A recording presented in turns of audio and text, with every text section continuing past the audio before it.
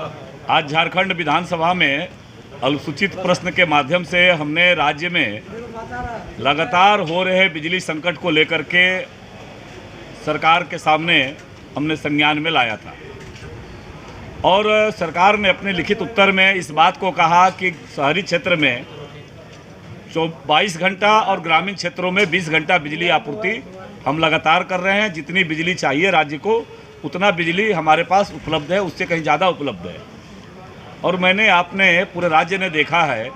कि सदन में जब माननीय मंत्री जी से मैंने पूछा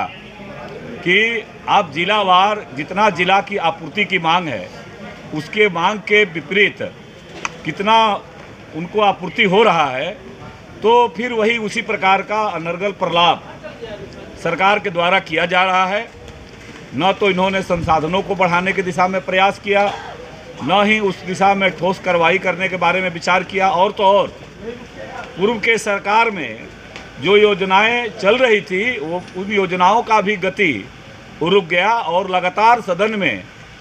जो उत्तर है वो उत्तर सरकार की ओर से स्पष्ट उत्तर नहीं आए। और जिसको लेकर के मैंने विधानसभा अध्यक्ष जी के माध्यम से कि बिजली जैसा ज्वलंत विषय जो राज्य की जनता को गुमराह करने वाला बात कर रहे हैं, सारे समाचार पत्रों में छपा है। राज्य का नवंबर महीने का आंकड़ा छपा है कि कैसे बिजली 5 घंटे 6 घंटा, कहीं हल्का बारिश आता है, कहीं तूफान आता है, कहीं कुछ होता है तो 10 घंटा 8 घंटा ब्लैकआउट रहता है। तो उसके बावजूद भी सदन में राज्य के जो बिजली के मामले में जो सवाल थे सरकार ने उसमें अनर्गल उत्तर दे करके और सरकार के मंत्री के द्वारा जो उत्तर आ रहा है वो उत्तर राज्य की जनता की भावनाओं के विपरीत आ रहा है। इस प्रकार से केंद्र के माननीय प्रधानमंत्री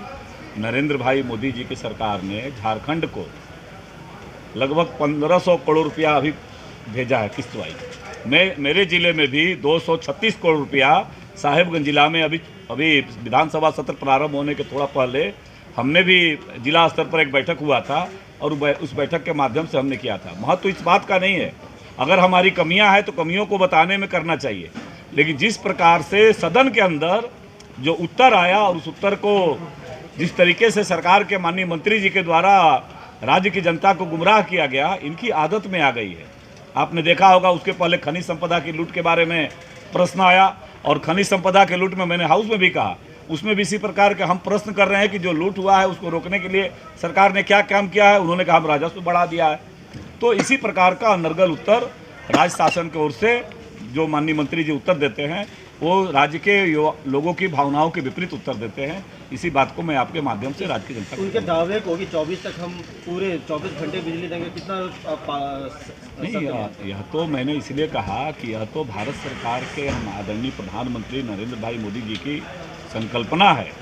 और ऊर्जा के क्षेत्र में लगातार नित्य नए नए काम हो रहे हैं। लेकिन जिस गति से मैंने एक उदाहरण दिया कि मैं अपने ही विधानसभा की बात करता हूँ, राजमहल विधानसभा में उधवा प्रखंड के जो इंटीरियर इलाका था, जिस इलाके में 7 दिन 8 दिन ब्लैकआउट रहता था, और पूर्ववर्ती सरकार में हमने एक बिजली ग्रिड उधवा में जोका में हमने स्वीकृति कराया था, लेकिन